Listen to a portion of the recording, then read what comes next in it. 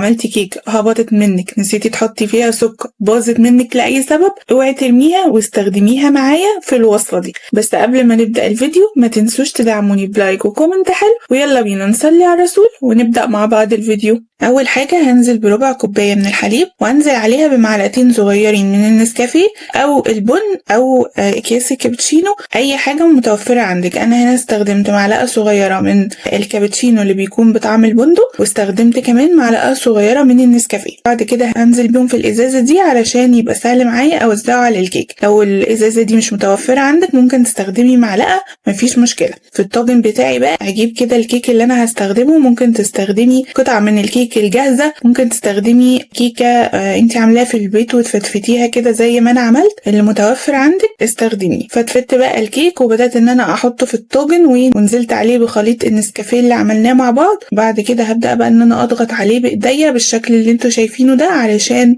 الكيك يمسك نفسه. هنعمل بقى تاني طبقة. في طبق هنزل بنص كوباية من كريمة الكندر، وممكن تستخدمي وايت شوكليت لو انتي بتحبيها، يعني المتوفر عندك، لكن انا هستخدم الكندر النهاردة في الوصفة بتاعتي. نزلت كمان بكوباية من القشطة، ونزلت عليهم بربع كوباية من الحليب الساخن، وبدأت ان انا اقلبهم بالشكل ده لحد ما الخليط داب تماما وقطع القشطة دابت مع الخليط. هرجع بقى لطبقة الكيك وهبدأ انزل بكريمة الكندر اللي عملناها، وبعد كده هنزل بشوية من الشوكولاتة. انا سيحتها في الميكروويف، حطيت عليها معلقتين كبار من الزيت وسيحتها بالشكل ده. هنزل بالشوكولاته على كريمه الكندر. لو عايزه تحطيها في التلاجة شويه الطبقه الاولانيه تمسك نفسها مفيش مشكله، لكن انا بالنسبه لي لو دخلوا على بعض برضو هيبقى طعمهم حلو وهيعملوا ميكس كده لطيف. بعد كده هنزل بطبقه تانية من الكيك، وهنزل عليها كمان بباقي الخليط بتاع النسكافيه. هبدا ان انا ادوس عليها بالمعلقه كده بالراحه علشان برضو الكيك يمسك نفسه ويدوب مع الخليط. بعد كده هنزل على الكيك بباقي الشوكولاتة،